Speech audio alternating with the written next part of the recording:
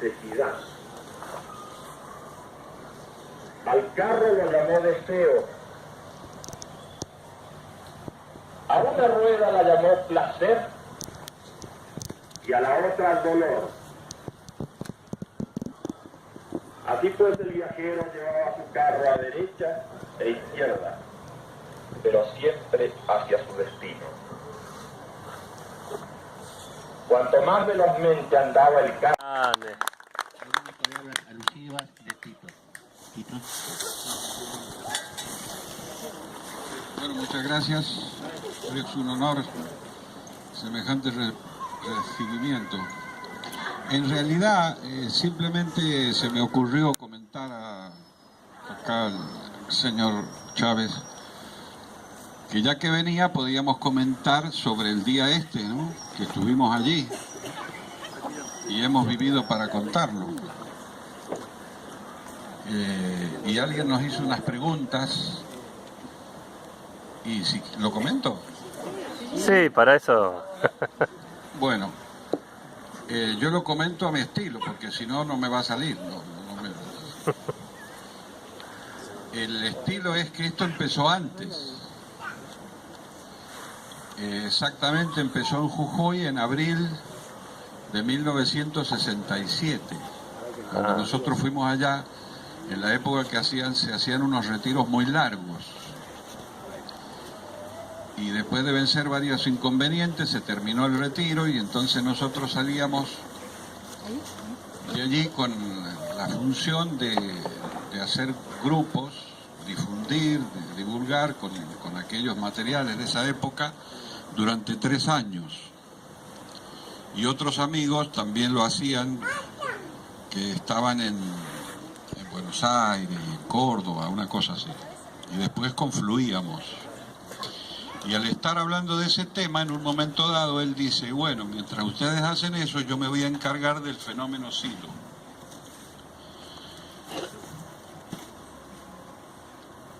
Y qué sé yo, ¿no?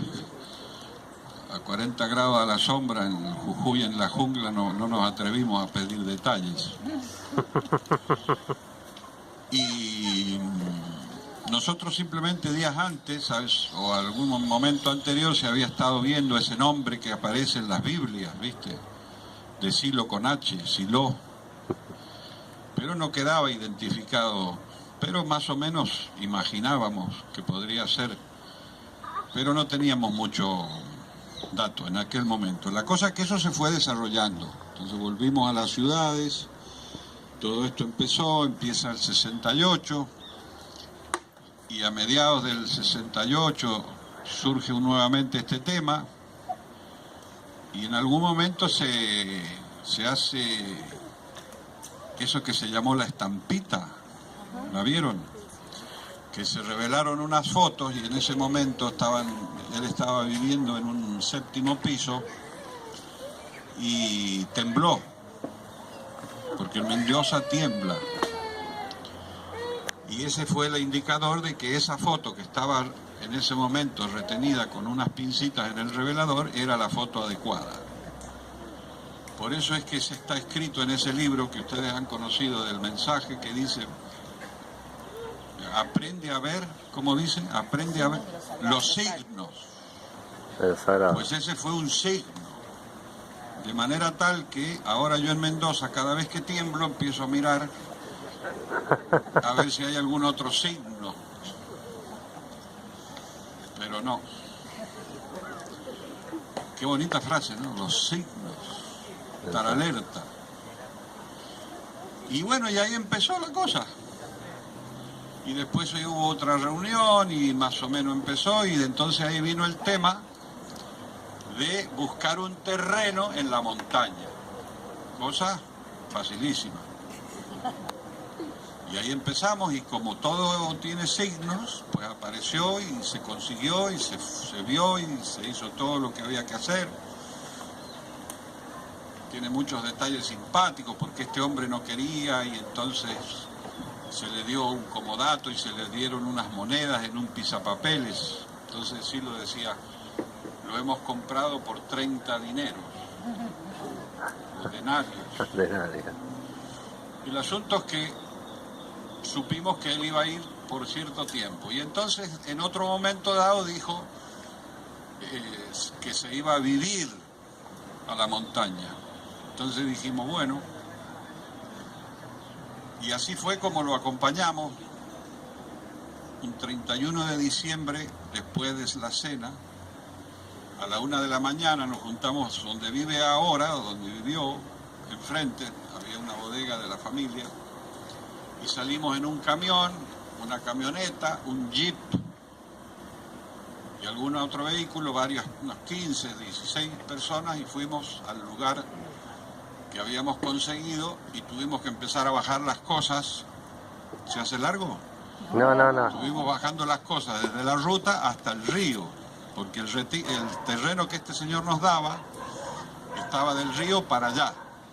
Y cuando él llegó allí le gustó donde está el chorro de agua, porque eso es un signo. Yo no sabía que, pero allí es donde hay que estar. Entonces lo acompañamos hasta llegar ahí, y él después había un hilo como este que cruzaba el río, y él, yo no sé cómo hizo, después solo con los amigos cruzó las cosas al otro lado. Después, al contar esto, yo me acordé que desde la ruta hasta el lugar, me acordé que vino un gaucho de la zona y dijo, ¿por qué no le contratamos en la carreta a qué sé yo, Don Zoilo? Y ahí que trajeron una carreta o carretela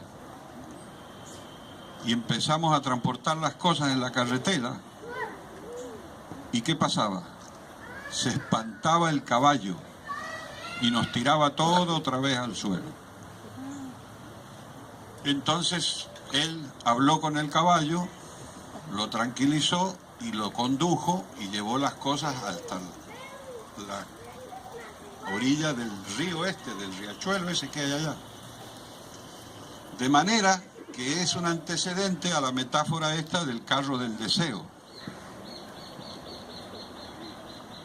Todo tiene que ver con todo, qué increíble, ¿no?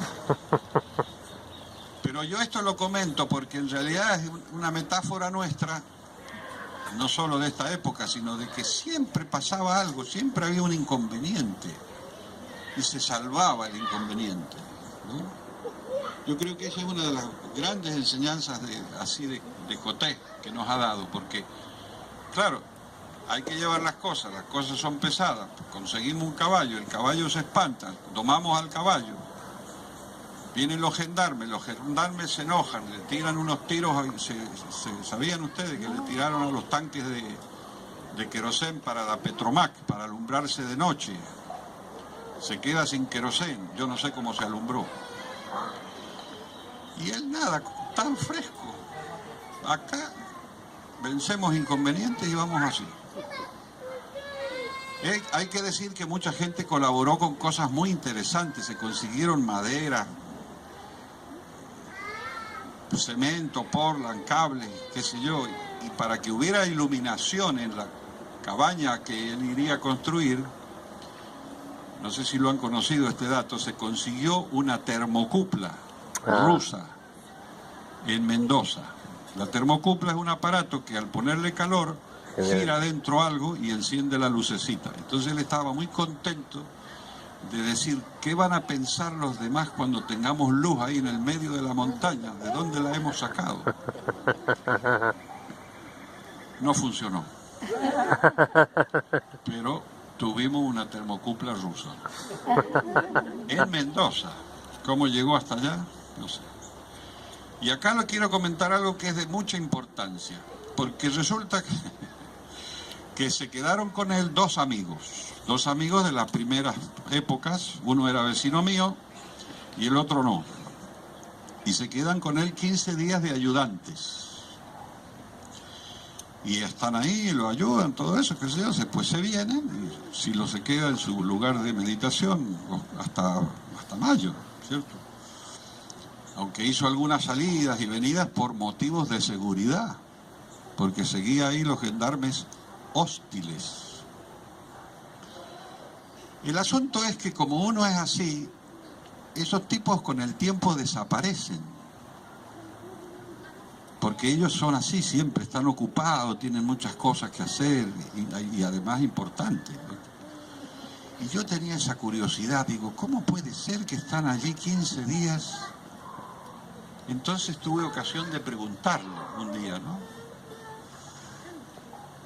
Esto era en el auto de él, entonces está acá y yo me atrevo porque, bueno, lo conozco de tanto tiempo y digo, bueno, lo voy a preguntar, pero digo, pues es que me preocupa mucho, siempre me he preocupado, ¿cómo estos tipos están contigo allí en la montaña, en esa situación, y después desaparecen? Y me dice, no, dice, eso es muy fácil, dice, es el efecto del pato. ¿Cómo el pato? Sí, dice, ¿no has visto los patos que meten la cabeza debajo del agua y no se mojan? ¿Por qué? Y yo mirando sorprendido, ¿viste? Sí, porque tienen un aceitito en las plumas, entonces entra y el agua no les penetra. Bueno, estos tienen el aceitito debajo del pelo. Entonces están con nosotros, pero no les entran las ideas. Y yo, claro, imagínate, sentado ahí, yo me quería tocar mi cabeza. Y bueno, comparto con ustedes, después de muchos años he querido compartir la metáfora del pato. Porque claro, uno puede estar aquí y no meter la cabeza en el asunto, y ni te cuento del cuore. Uno de estos tipos es el que me dio a mí clases particulares sobre ese material que ustedes conocen del punto de vista. Y me lo explicaba muy bien. Y yo digo, encima de eso, me lo explicaba. Bueno. Era vecino mío. Era porque... Y siempre quedó esa cosa pendiente. Porque el negro era muy agradecido con los que habían ayudado en las primeras horas, porque decía que era algo de mucho valor que alguien ayudara cuando no éramos conocidos, cuando no teníamos materiales, en una provincia conservadora, que te hagan caso, que escuchen, es interesante. Entonces él lo fue a visitar a este amigo. Como ven, me fui de tema. Lo fue a visitar 2 o 3 veces. Y con el efecto del pato. Entonces... un día me cuenta un amigo que va a la vuelta de la esquina, todo a 100 metros de mi casa. Lo llama a este amigo mío, que tiene unos escalones, y le habla así desde abajo, desde la escalera, desde la vereda nomás, y le dice, mirá, te vengo a decir que lo he ido a buscar a fulano de tal 3 veces, y no escucha. Yo ya hice por él todo lo que puedo hacer, y ya no hago más. Así que ahí queda, y te lo digo a vos que sos testigo, y se fue. Qué conducta tan interesante, ¿no? O sea, uno me ayudó, yo lo ayudo después, porque no quiere escuchar, bueno, yo lo intento. Esa es la parábola del no sé qué. Volviendo a esa etapa, entonces desde allá un día nos convoca para hacer el acto, para preparar el acto. Nos dice que va a ser una charla, que no sé qué, que el público y qué sé yo. Y en los grupos que nosotros estábamos, algunos estábamos muy por la labor, como se dice, otros más o menos, y como siempre se veían muchos inconvenientes. De todas maneras, se pidió permiso en la ciudad, se dijo que no, que aquí, y sale eso de ir a hablarle a las piedras, porque claro, los milicos de aquella época dijeron, ahí no va a ir nadie. Entonces empezamos a preparar el acto. Nos dividimos funciones y sobre todo invitar a los amigos que en aquella época habían, que vinieron desde algunas provincias. Y no hace mucho supe que vinieron algunos amigos de Rosario que fueron al Gran Buenos Aires, de allí tomaron un colectivo que llegó allí, otros vinieron de Córdoba, los que vinieron de Chile, ¿cierto? Y nosotros los de Mendoza. Y unos hicieron prensa, el otro no sé qué, el otro no sé cuánto. Y vino un señor, ¿se acuerdan la revista Así? Esa que tenía fotos.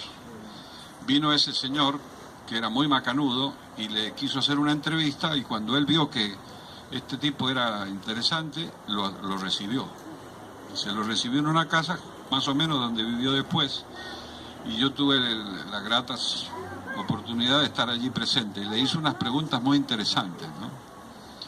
Una de esas preguntas le dijo que por qué hacía esto, por qué iba a hacer el acto público. Y dice, bueno, porque estábamos reunidos en una reunión como esta y decidimos, bueno, ya es hora de que demos nuestro punto de vista al público.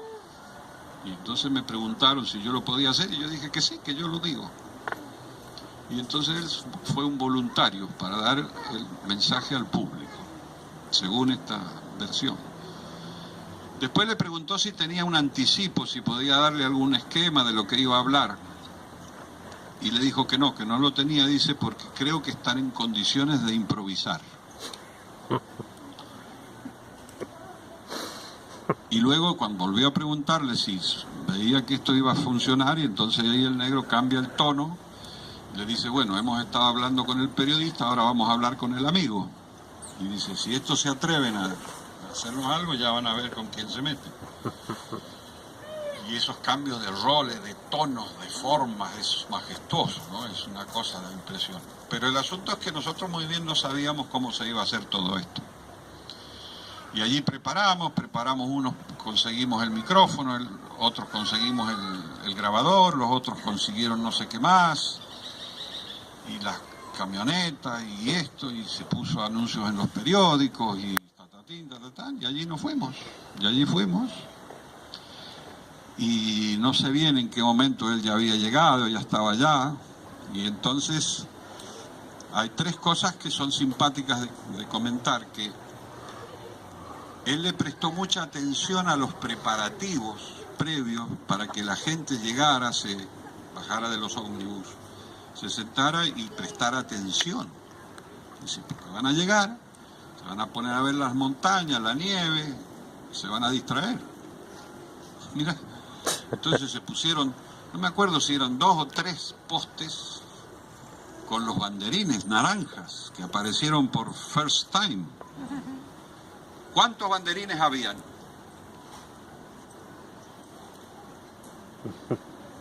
Adivinen. 10. 13. 13 banderines en cada poste.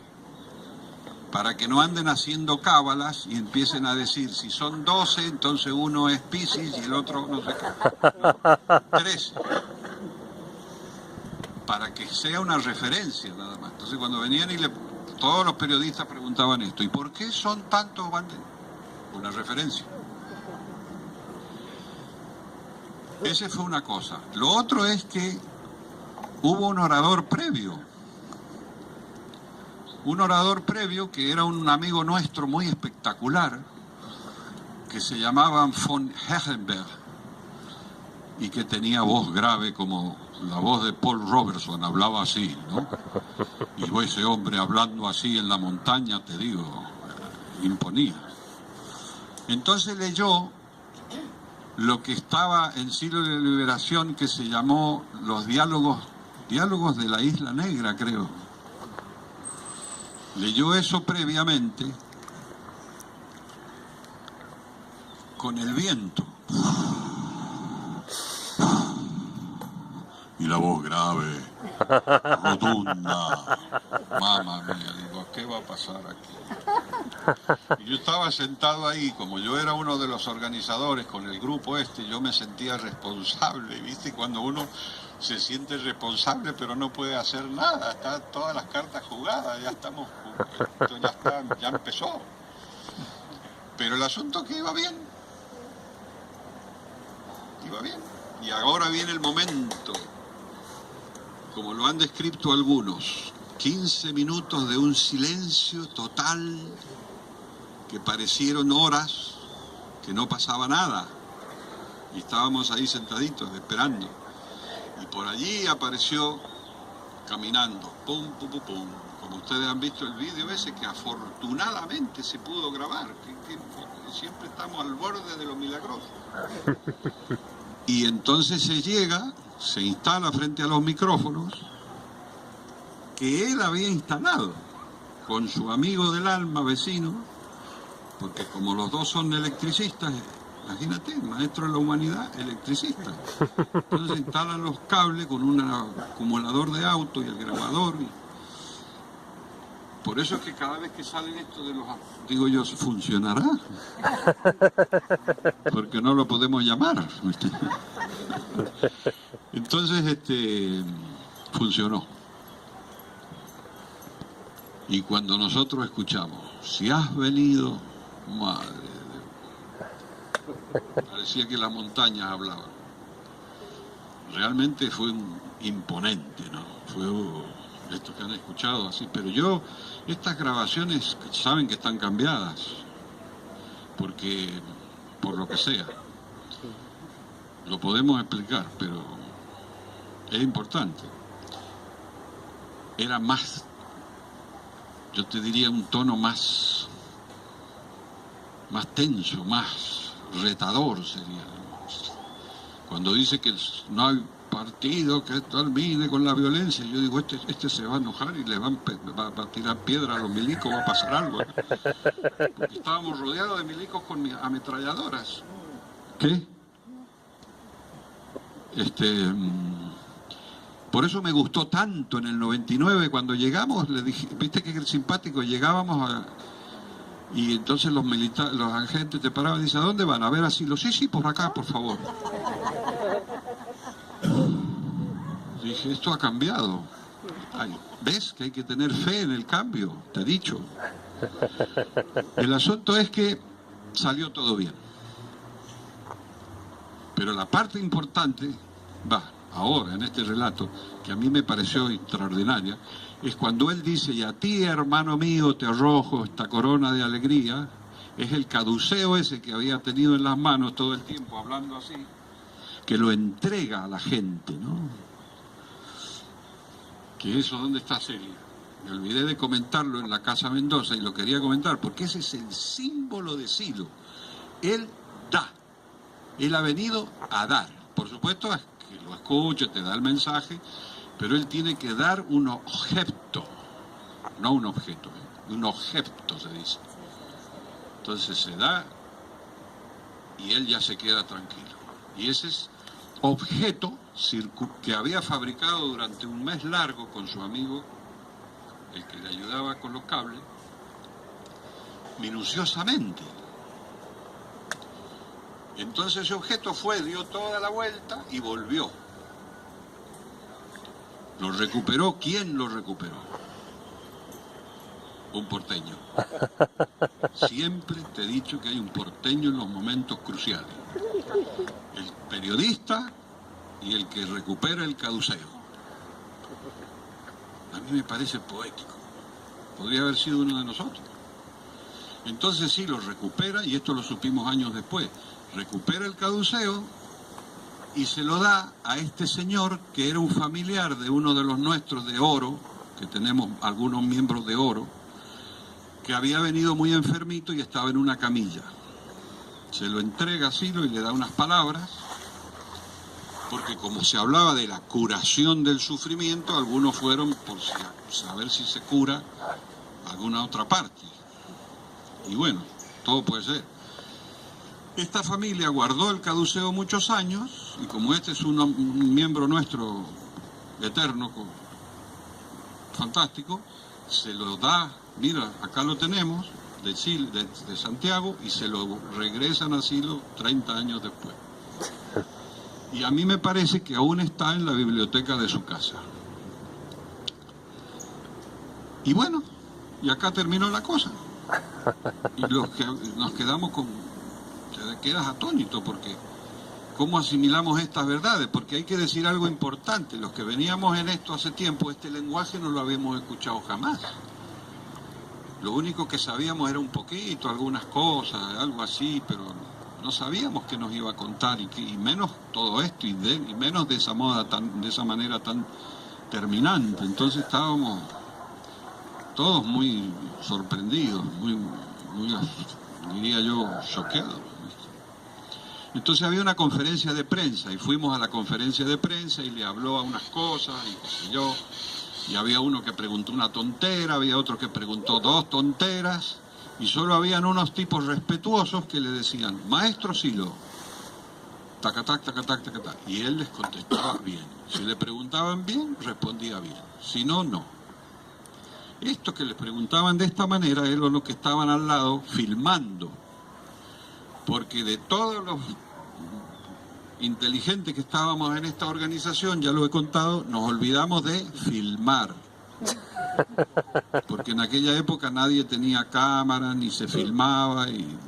Y fueron estos tipos, por supuesto, porteños, periodistas, freelance, se supo después. Entonces ellos filmaron y lo entrevistan, ustedes, eso que ha quedado por ahí, en blanco y negro. Y ellos, claro, le ofrecían eso a otras, ¿cómo se dice?, agencias. Y se lo llevaron a la ABC de Estados Unidos. Y allí fueron los nuestros que vivían en Nueva York a buscarlo a la biblioteca y no lo encontraron.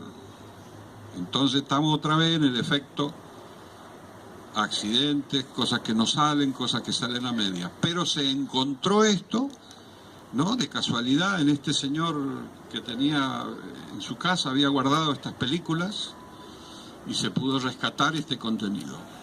Pero ¿por qué comento esto? Porque aquí me parece otro de los pilares de Silo de este momento, porque yo estuve presente en esta ocasión y después vine a Buenos Aires, porque tenía suma curiosidad cómo terminaba esto del lanzamiento al público. A Córdoba no pude ir, a Yala tampoco pude ir. Lo de Yala es interesante de comentar también, si tienen tiempo. Y resulta que vine a Buenos Aires, que también estaba prohibida, y entonces fuimos a la Plaza Miserere, y conocen la historia. Entonces había un pastor protestante que cuando vio que llegamos tantos acólitos a escucharlo, dijo, esto es el Señor, ha venido, y entonces, oh Señor, y se subió a un cajón, y el tipo casi se cae del cajón. Y cuando se le contó así, se reía mucho, dice, claro, dice, las cosas que pasan, dice, es que esto que nosotros hacemos a veces no se entiende, dice. Y la policía persiguiéndonos, porque nosotros queríamos reunirnos, tuviera o no tuviera asilo, y nos sacaron carpeando, y ahí nos fuimos. Pero ahí hubieron 2 o 3 entrevistas muy buenas, y esa que le hace a esa periodista que es muy conocida y lo que sabemos, hay 2 comentarios importantes. Él le dice, y bueno, ¿y usted qué presenta? ¿Se acuerdan qué dice? Entonces le dice, bueno, el amor, la paz y explicar, escuchemos bien, explicar las posibilidades del despertar. Imagínate, decirle eso a la prensa, la otra se queda. Y eso se trata de esto se trata. Durante 50 años expuesto, digamos, ha expuesto las posibilidades de otro nivelito. Ahora se llama lo sagrado, la otra vez se llamaba ampliar la conciencia. Yo me imaginaba que agarraba la cabeza y me la sacaba como un plato. Y siempre hemos estado en eso, ¿no? Y él tenía ese gesto que nos decía... Venga. Y esta señora, una vez en la televisión, cuando habló de nosotros, yo no lo vi, pero él comentó... Claro, porque estos, refiriéndose a nosotros en aquella época, se quieren meter, dijo. Imagínate, decirlo a la televisión, yo no lo vi, ellos me lo contaron. Entonces el negro nos hizo hacer todo un análisis de esas reuniones largas que se hacían en una época, de estudiar qué ha querido, qué metáfora es esa. O sea, fíjate lo que dice, ella se cree que está en un lugar privilegiado y nosotros queremos ese lugar asqueroso. No queremos que se lo queden. Lo que pasa es que ellos intuyen que nosotros queremos llegar a la gente que ellos llegan. Y ahí entonces se dicen eso. Así que tenemos unas diferencias con esta señora, que ahora no sale en televisión. Pero la perdonamos. La perdonamos porque antes de esto de la reconciliación, él nos decía que los judíos tenían un día del perdón. Al año, creo, ¿no? El Yom Kippur se llama. Y decía él, muy sabio esto de perdonar, muy sabio, porque uno a lo largo del año va acumulando muchos líos. Y bueno, por lo menos un día te quedas nivelado y ya podés emprender el nuevo año. Y algunos han Sí, Oscar Camanes nos quedó eso de que hay que perdonar un poquito, pero cuando lo explica bien en la reconciliación, claro, no alcanza. De todas maneras, los periodistas, los militares y algunos otros, no. Porque no estamos de acuerdo. Pero no les tenemos que dar importancia. Vamos a Ayala, que les puede interesar porque es un modelo muy interesante. Él siempre tuvo mucho interés en el tema del norte y de los aymaras y de no sé qué. Inclusive en tiempos más modernos de los 80, los 90 hizo una gira con algunos de los nuestros y fueron. Y ustedes saben que estuvo en Bolivia en la escuela de informática. Ya nos fuimos otra vez de tema. Y resulta que a él le gustó mucho que estos de la informática, dice, con el gorrito, dice, están ahí con el gorrito. En la escuela de informática estaban usando el idioma aymara. Sí. Porque lo habían encontrado como muy interesante, como un idioma intermedio para usar de traducciones. Entonces podía llevar no sé qué lenguaje, no me pregunte, al aymara y de ahí al inglés y de ahí al otro. En eso está. Él siempre le ha tenido cierto interés al tema norte argentino. Y ahora en tiempos modernos, la María Teresa Reitze, que vive allá, nos dijo que fueron muchísima gente. Fue al acto que más gente fue. Dice que fueron campesinos, bajaban las montañas esas por todos lados. No saben cómo se enteraron. Pero como Silo es un hombre especial, esta señora, esta fuente que he citado, nos cuenta lo siguiente, que cuenta otra de las antiguas fundadoras del norte, que Silo le dice a Ana, mañana a las 12 nos vemos en la plaza de Jujuy. Te venís bien elegante, bien vestida, con el símbolo de escuela bien grande y nos vamos a encontrar a las 12 ahí. La plaza de Jujuy tiene aquí, Laura, que le decía que claro, todo esto es interesante conversarlo entre nosotros porque él hace aquí un cambio ideológico y estratégico, o sea, ya no vamos a tener estos enemigos. Yo me equivoqué el día ese en la Casa Mendoza. No, nosotros no estamos ya en contra ni de esa institución ni de otra. Además que cuando nos vamos a universalizar, vos decís eso en Colombo, en Sri Lanka, y ¿de qué está hablando? Entonces ya no tenemos, no somos, como decía el negro, dice, ya no somos como los... ¿Cómo se llaman estos? Los caballeros, ¿viste? Que van en las cruzadas, estos que van con a darle al otro, ¿no? Y el otro le da a uno. ¿Y qué? ¿Y eso qué gracia tiene? No, nosotros ya no vamos en contra de nadie, ya se caerán solos. Cambió la estrategia, pero al principio nos daba fuerza propia, nos daba cosita y nos sirvió por un tiempo, ¿no? Hablando de este tema, ayer recordé porque claro, esto terminó ya. Esto de la Punta de Vacas, listo. Y este señor que fue a Punta de Vacas, que hizo la entrevista, sacó en la revista Asís, que está ahora en los archivos, toda la arenga y toda la foto, ni una opinión. Estaba feliz, sí, lo decía. Qué bien, dice, no opinó. Puso todo lo que encontró. Y bueno, y esto quedó ahí pendiente de eso. Pero cuando estuvimos en la ciudad... momentito. Volvimos de la montaña a una reunión nuestra en la casa de este amigo que ayudó a hacer el caduceo y que ayudó a poner los cables y que ayudó muchas cosas. Y ahí hubo una reunión de lo que se llamaría el movimiento. Entonces ahí cambiamos de tercio y todas esas cosas que teníamos papeles... No sé, no había fotocopia en esa época. Entonces él presentó el librito que ha circulado algún tiempo y qué sé yo, y entonces ya adquiríamos un look público. Ya estábamos preparados para el público. O sea que no solo esto fue una presentación de él al público, de su mensaje, de su lenguaje, sino de lo nuestro ya no podía ser casero.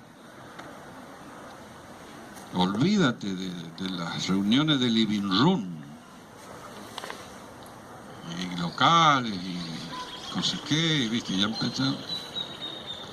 Y ese desafío sigue hasta día de hoy, la cosa con el público, con ese que no conocemos, cómo le llegamos. Y ya está. Entonces ahí terminó y después vino los preparativos de Córdoba y de Yala, que lo comenté, y lo de Buenos Aires, que lo comenté. Entonces se va terminando el año 69 y nos vamos acercando a los 3 años que les comenté que habíamos salido de la selva en función. Entonces nos reunimos, por eso el 4 de mayo, porque desde aquella época habíamos salido fines de abril. Entonces él miró el calendario y dice, bueno, pero no nos vamos a juntar un jueves o un viernes después. No, nos vamos a juntar que sea un sábado. Entonces el sábado de mayo del 70 sería 5 de mayo, entonces este quedó 4. Pero hemos llegado a mayo del 70, que no es poca cosa. ¿Qué pasó en mayo del 70? La entrada a escuela. Se inaugura la escuela. Él termina todo este periodo con la escuela. Mamá, la escuela de la humanidad. Entonces, como les dije recién, teníamos el símbolo, pero todavía no teníamos escuela. Esos son detalles menores. Y eso se hizo en su casa. Y a mí me parece que lo podemos volver a hacer de esa manera, que les puede parecer interesante, porque era reunión a las 7 de la mañana. Nosotros llegamos a las 7 menos 5. Golpeamos la puerta, este amigo que les dije, y una voz de adentro nos dice, todavía no es la hora.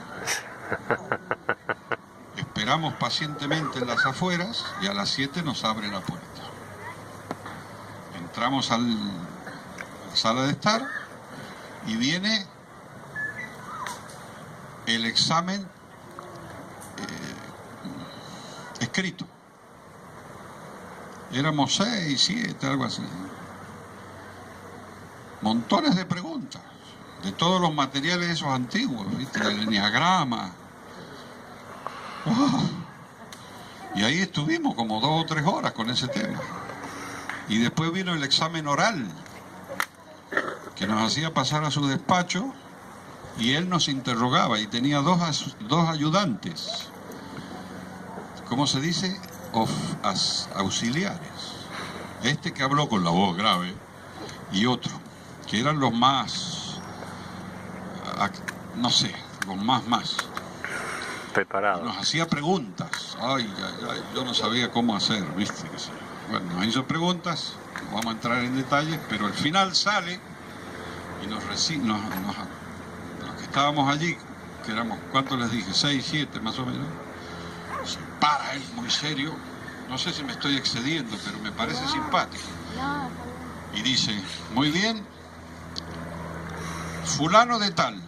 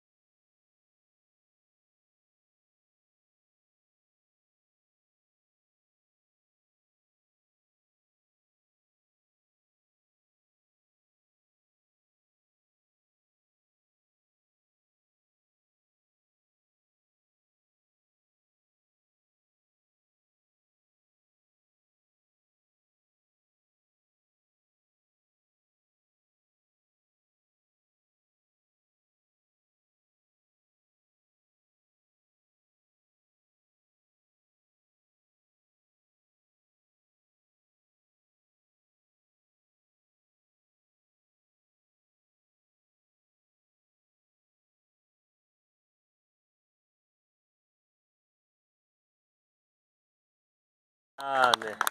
Algunas palabras alusivas de Tito. Tito.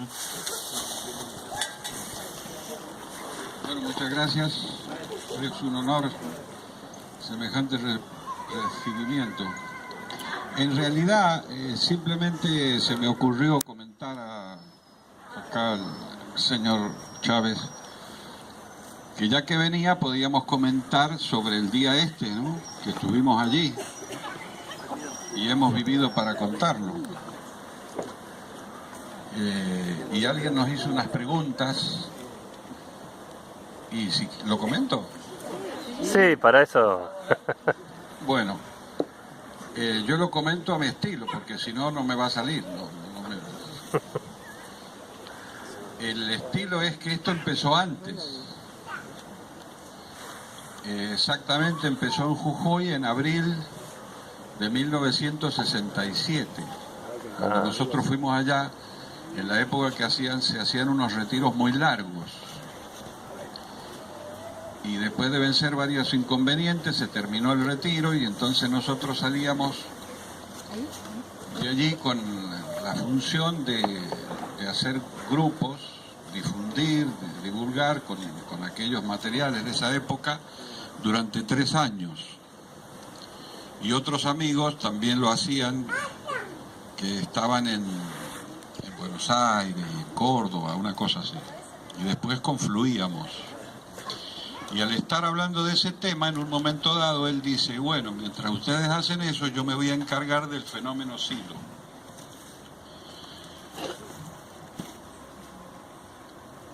Y qué sé yo, ¿no? A 40 grados a la sombra en Jujuy, en la jungla, no nos atrevimos a pedir detalles. Y nosotros simplemente días antes, ¿sabes? O algún momento anterior se había estado viendo ese nombre que aparece en las Biblias, ¿viste? De Silo con H, Silo. Pero no quedaba identificado, pero más o menos imaginábamos que podría ser, pero no teníamos mucho dato en aquel momento. La cosa es que eso se fue desarrollando. Entonces volvimos a las ciudades, todo esto empieza el 68, y a mediados del 68 surge nuevamente este tema, y en algún momento se hace eso que se llamó la estampita, ¿la vieron? Que se revelaron unas fotos y en ese momento él estaba viviendo en un 7º piso y tembló, porque en Mendoza tiembla. Y ese fue el indicador de que esa foto que estaba en ese momento retenida con unas pincitas en el revelador era la foto adecuada. Por eso es que se está escrito en ese libro que ustedes han conocido del mensaje que dice, aprende a ver, ¿cómo dice? Aprende a ver los signos. Pues ese fue un signo. De manera tal que ahora yo en Mendoza, cada vez que tiemblo, empiezo a mirar a ver si hay algún otro signo. Pero no. Qué bonita frase, ¿no? Los signos. Estar alerta. Y bueno, y ahí empezó la cosa. Y después hubo otra reunión y más o menos empezó, y entonces ahí vino el tema de buscar un terreno en la montaña. Cosa facilísima. Y ahí empezamos, y como todo tiene signos, pues apareció y se consiguió y se vio y se hizo todo lo que había que hacer. Tiene muchos detalles simpáticos porque este hombre no quería y entonces se le dio un comodato y se le dieron unas monedas en un pisapapeles. Entonces sí lo decía, lo hemos comprado por 30 dineros, denarios. Y el asunto es que supimos que él iba a ir por cierto tiempo. Y entonces, en otro momento dado, dijo que se iba a vivir a la montaña. Entonces dijimos, bueno, y así fue como lo acompañamos. Un 31 de diciembre, después de la cena, a la 1 de la mañana nos juntamos donde vive ahora, o donde vivió, enfrente, había había una bodega de la familia, y salimos en un camión, una camioneta, un jeep y algún otro vehículo, unas 15, 16 personas, y fuimos al lugar que habíamos conseguido y tuvimos que empezar a bajar las cosas. ¿Se hace largo? No. Estuvimos bajando las cosas desde la ruta hasta el río, porque el terreno que este señor nos daba estaba del río para allá. Y cuando él llegó allí le gustó donde está el chorro de agua, porque eso es un signo, que yo no sabía que, pero allí es donde hay que estar. Entonces lo acompañamos hasta llegar ahí, y él después había un hilo como este que cruzaba el río, y él, yo no sé cómo hizo, después solo con los amigos cruzó las cosas al otro lado. Después, al contar esto, yo me acordé que desde la ruta hasta el lugar, me acordé que vino un gaucho de la zona y dijo, ¿por qué no le contratamos la carreta a qué sé yo, Don Zoilo? Y ahí que trajeron una carreta o carretela y empezamos a transportar las cosas en la carretela.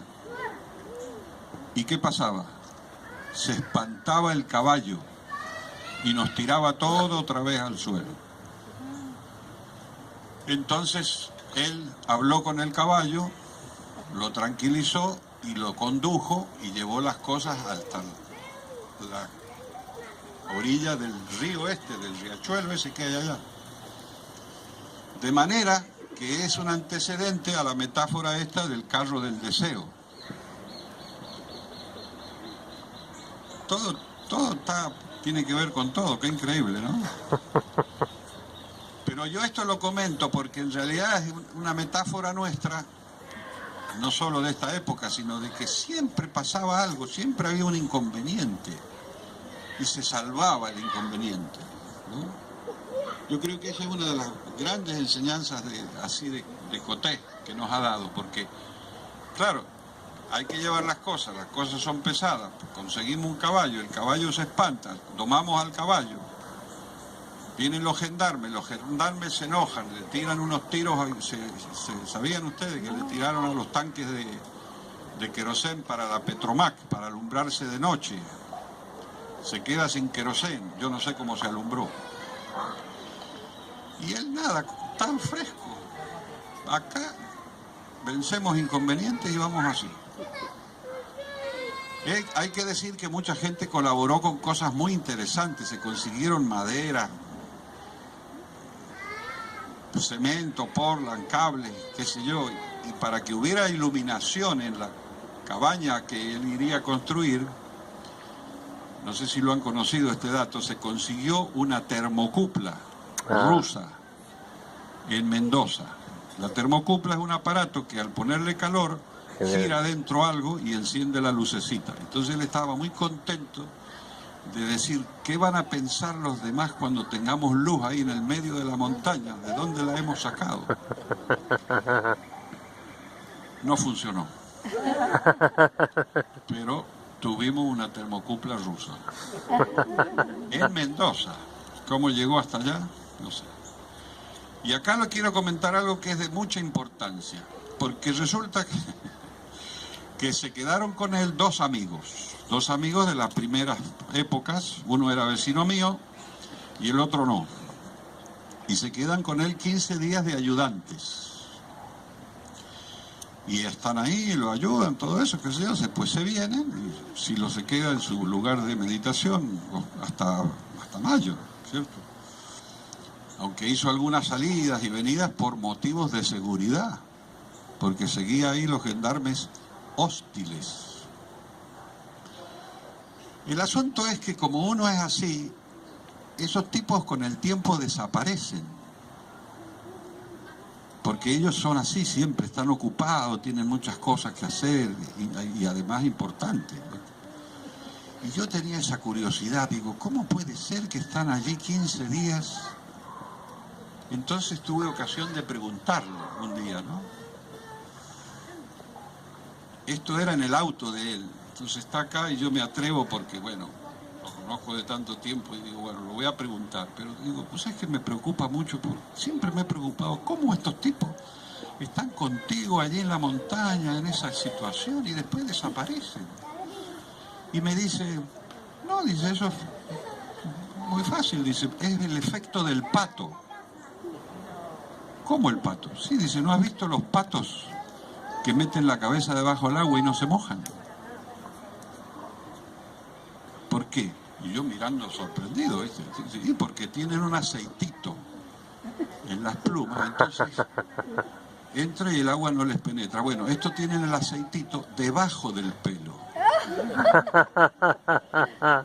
Entonces están con nosotros, pero no les entran las ideas. Y yo, claro, imagínate, sentado ahí, yo me quería tocar mi cabeza. Y bueno, comparto con ustedes, después de muchos años he querido compartir la metáfora del pato. Porque claro, uno puede estar aquí y no meter la cabeza en el asunto, y ni te cuento del cuore. Uno de estos tipos es el que me dio a mí clases particulares sobre ese material que ustedes conocen del punto de vista. Y me lo explicaba muy bien. Y yo digo, encima de eso, me lo explicaba. Bueno. Era vecino mío. Era porque... Y siempre quedó esa cosa pendiente. Porque el negro era muy agradecido con los que habían ayudado en las primeras horas, porque decía que era algo de mucho valor que alguien ayudara y cuando no éramos conocidos, cuando no teníamos materiales, en una provincia conservadora, que te hagan caso, que escuchen, es interesante. Entonces él lo fue a visitar a este amigo. Como ven, me fui de tema. Lo fue a visitar 2 o 3 veces. Y con el efecto del pato. Entonces... un día me cuenta un amigo que va a la vuelta de la esquina, todo a 100 metros de mi casa. Lo llama este amigo mío, que tiene unos escalones, y le habla así desde abajo, desde la escalera, desde la vereda nomás, y le dice, mirá, te vengo a decir que lo he ido a buscar a fulano de tal 3 veces, y no escucha. Yo ya hice por él todo lo que puedo hacer, y ya no hago más. Así que ahí queda, y te lo digo a vos que sos testigo, y se fue. Qué conducta tan interesante, ¿no? O sea, uno me ayudó, yo lo ayudo después, porque no quiere escuchar, bueno, yo lo intento. Esa es la parábola del no sé qué. Volviendo a esa etapa, entonces desde allá un día nos convoca para hacer el acto, para preparar el acto. Nos dice que va a ser una charla, que no sé qué, que el público y qué sé yo. Y en los grupos que nosotros estábamos, algunos estábamos muy por la labor, como se dice, otros más o menos, y como siempre se veían muchos inconvenientes. De todas maneras, se pidió permiso en la ciudad, se dijo que no, que aquí, y sale eso de ir a hablarle a las piedras, porque claro, los milicos de aquella época dijeron, ahí no va a ir nadie. Entonces empezamos a preparar el acto, nos dividimos funciones y sobre todo invitar a los amigos que en aquella época habían, que vinieron desde algunas provincias. Y no hace mucho supe que vinieron algunos amigos de Rosario que fueron al Gran Buenos Aires, de allí tomaron un colectivo que llegó allí, otros vinieron de Córdoba, los que vinieron de Chile, ¿cierto? Y nosotros los de Mendoza. Y unos hicieron prensa, el otro no sé qué, el otro no sé cuánto. Y vino un señor, ¿se acuerdan la revista Así? Esa que tenía fotos. Vino ese señor, que era muy macanudo, y le quiso hacer una entrevista, y cuando él vio que este tipo era interesante, lo recibió. Y se lo recibió en una casa, más o menos donde vivió después. Y yo tuve la grata oportunidad de estar allí presente. Y le hizo unas preguntas muy interesantes, ¿no? Una de esas preguntas le dijo que por qué hacía esto, por qué iba a hacer el acto público. Y dice, bueno, porque estábamos reunidos en una reunión como esta y decidimos, bueno, ya es hora de que demos nuestro punto de vista al público. Y entonces me preguntaron si yo lo podía hacer y yo dije que sí, que yo lo digo. Y entonces él fue un voluntario para dar el mensaje al público, según esta versión. Después le preguntó si tenía un anticipo, si podía darle algún esquema de lo que iba a hablar. Y le dijo que no lo tenía, dice, porque creo que están en condiciones de improvisar. Y luego cuando volvió a preguntarle si veía que esto iba a funcionar, y entonces ahí el negro cambia el tono, le dice, bueno, hemos estado hablando con el periodista, ahora vamos a hablar con el amigo. Y dice, si estos se atreven a hacernos algo, ya van a ver con quién se meten. Y esos cambios de roles, de tonos, de formas, es majestuoso, ¿no? Es una cosa de impresión. Pero el asunto es que nosotros muy bien no sabíamos cómo se iba a hacer todo esto. Y allí preparamos unos conseguimos el micrófono, otros conseguimos el grabador, los otros consiguieron no sé qué más, y las camionetas y esto, y se puso anuncios en los periódicos, y y allí nos fuimos, y no sé bien en qué momento él ya había llegado, ya estaba allá, y entonces hay tres cosas que son simpáticas de comentar, que él le prestó mucha atención a los preparativos previos para que la gente llegara, se bajara de los ómnibus, se sentara y prestara atención. Es decir, porque van a llegar, se van a poner a ver las montañas, la nieve, se van a distraer. Mira, entonces se pusieron, no me acuerdo si eran 2 o 3 postes con los banderines naranjas que aparecieron por first time. ¿Cuántos banderines habían?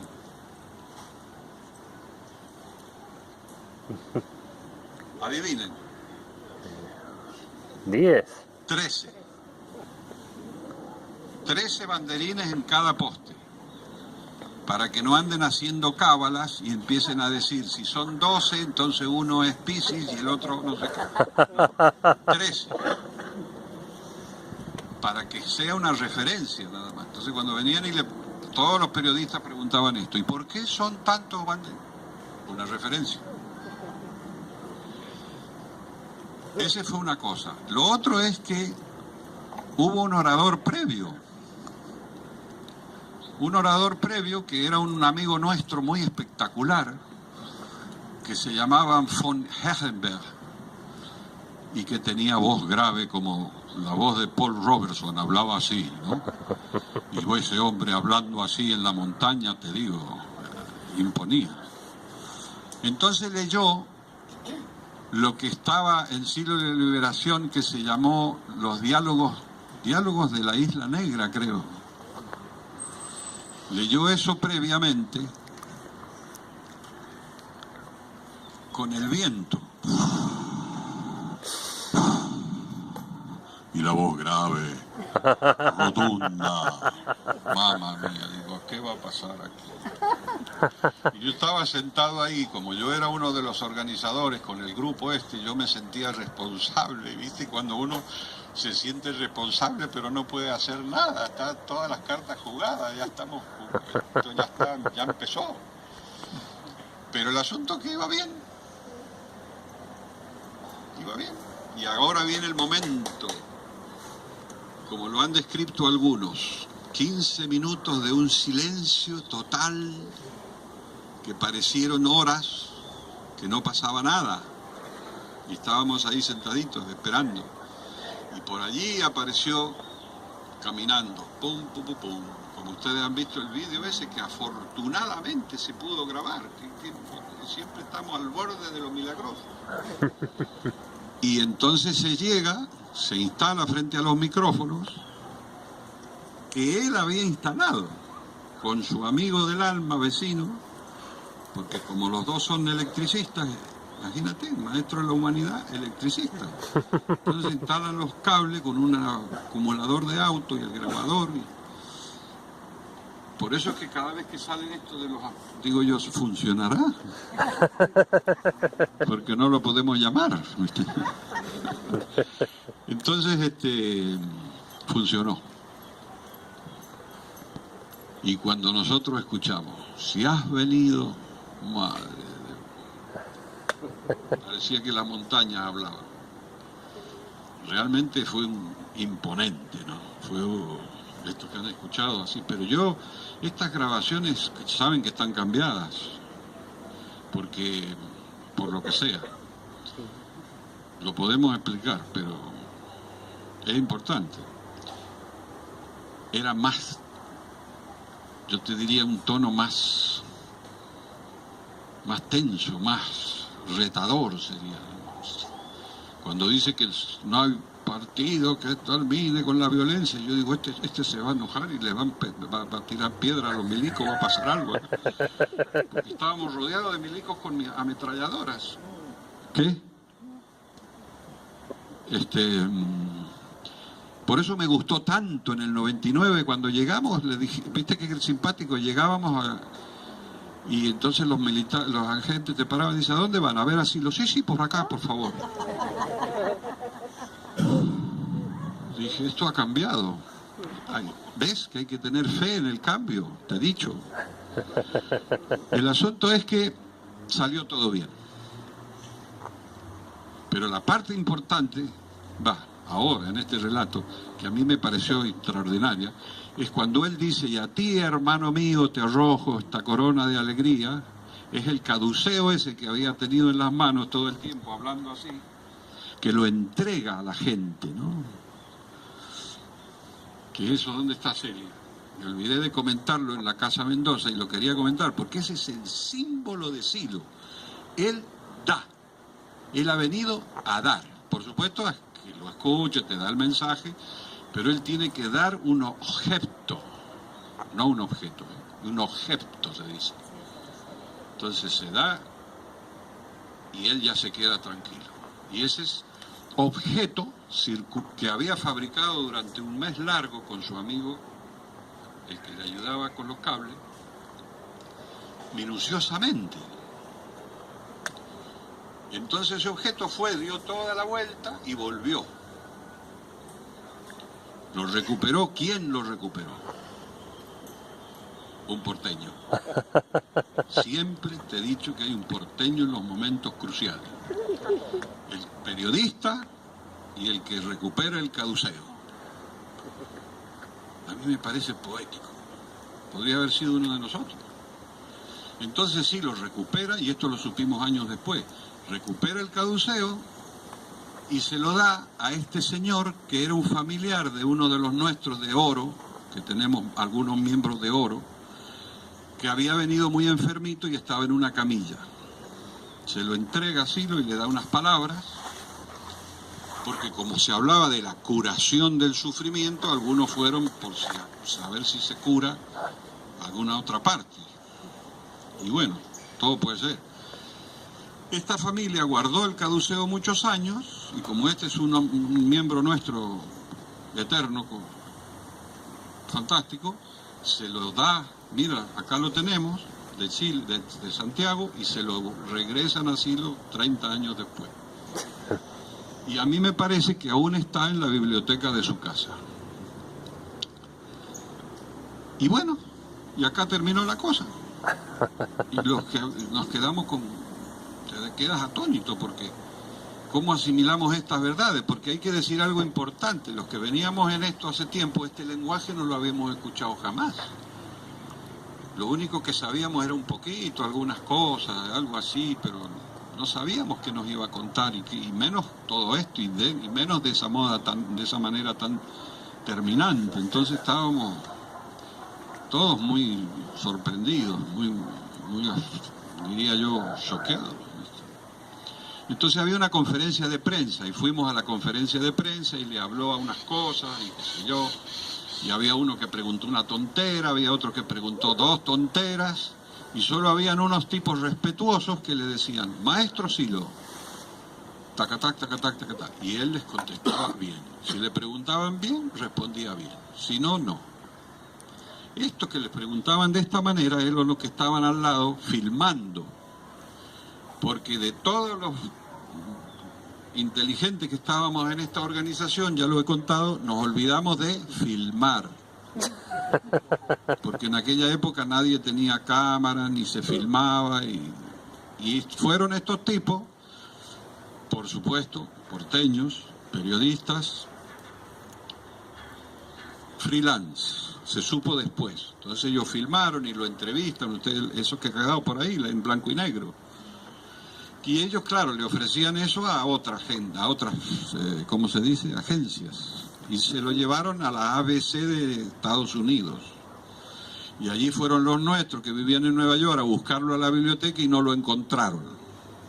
Entonces estamos otra vez en el efecto accidentes, cosas que no salen, cosas que salen a media. Pero se encontró esto, ¿no?, de casualidad, en este señor que tenía en su casa, había guardado estas películas y se pudo rescatar este contenido.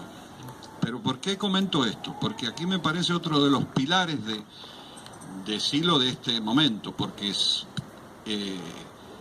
yo estuve presente en esta ocasión y después vine a Buenos Aires, porque tenía suma curiosidad cómo terminaba esto del lanzamiento al público. A Córdoba no pude ir, a Yala tampoco pude ir. Lo de Yala es interesante de comentar también, si tienen tiempo.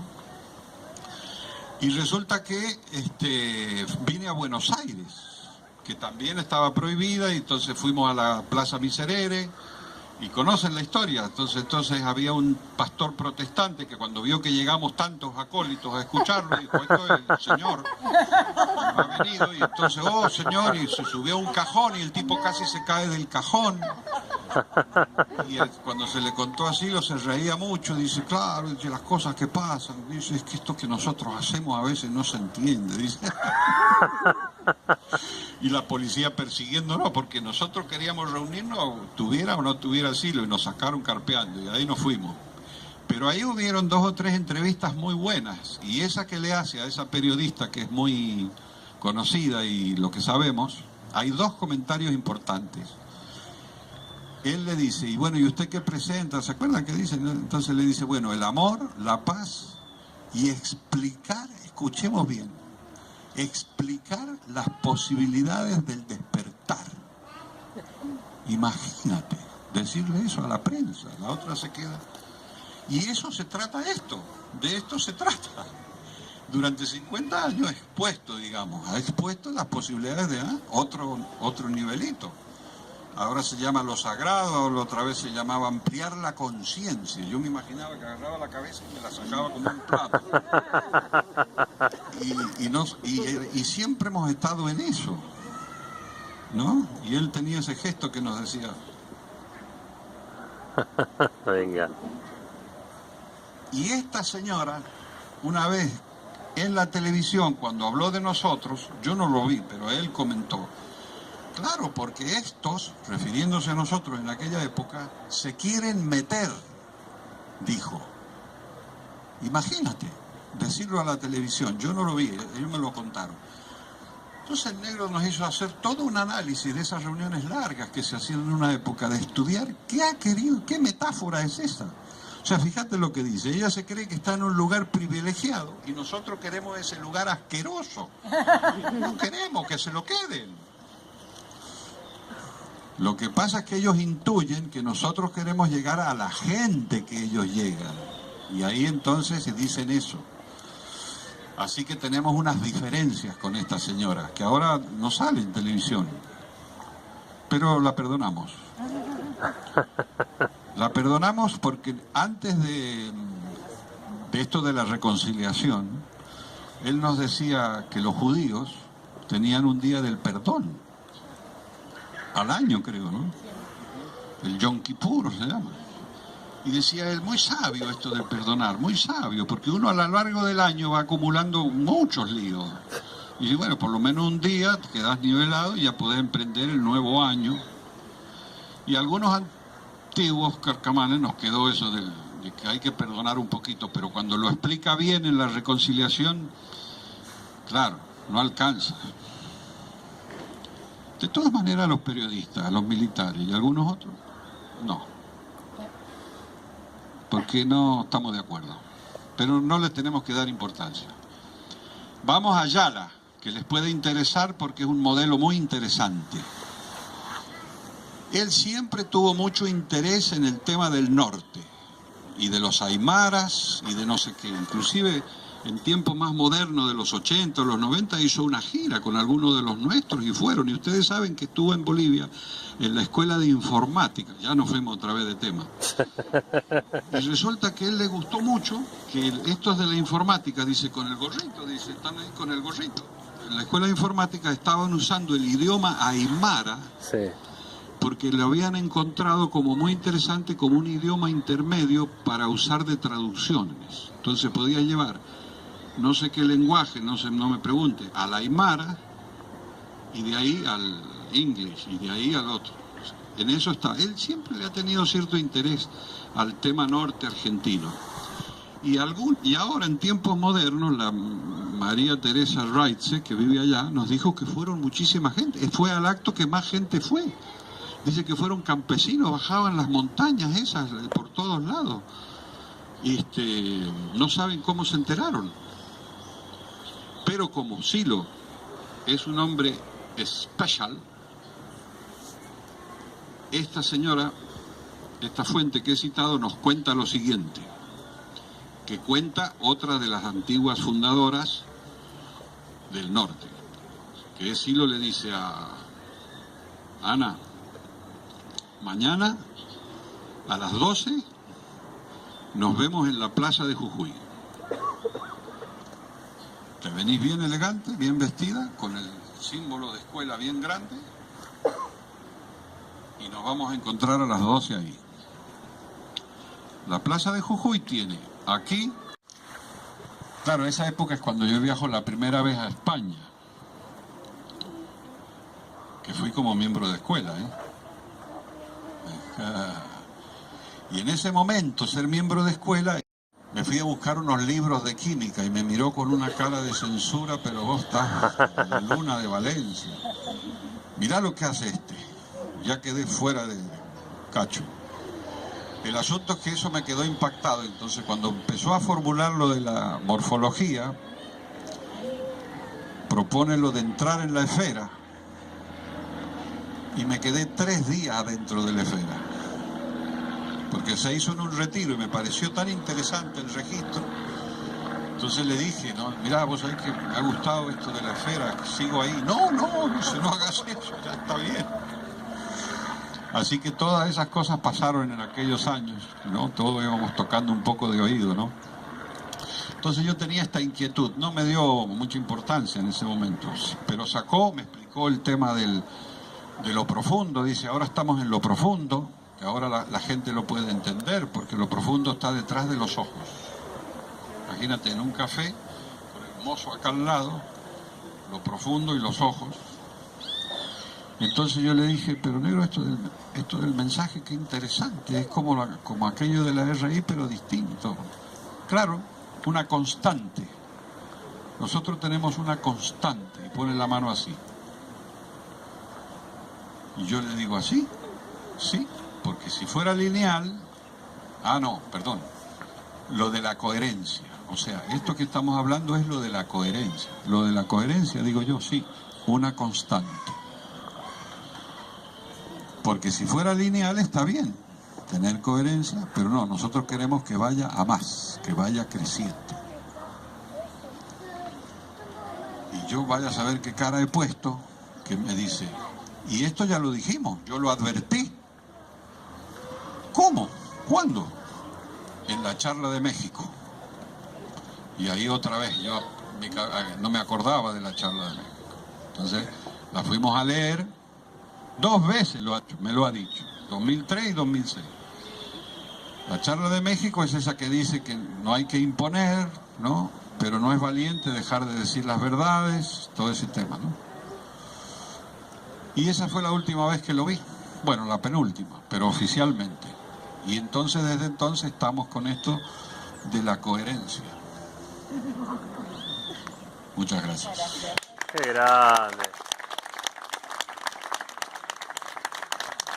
Los que estuvieron al lado de él no hicieron menos que él, porque ellos son como nosotros. El negro era algo especial. el mérito de ellos es aún mayor, con el perdón del nene. Pero porque ellos son gente común como nosotros que hicieron un trabajo enorme siguiéndolo a él y creyéndole y teniendo fe en todo lo que él decide. Así que el trabajo de ellos es tremendo, no solo de Tito, sino de los de esa generación. Así que de todo corazón, Tito, te agradecemos. Gracias, gracias, Tito.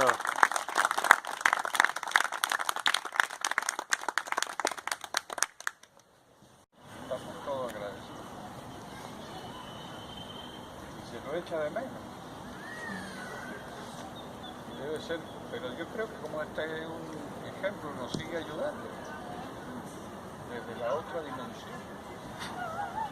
Si uno sintoniza, ¿no? Se pone en frecuencia, ayuda. No, no.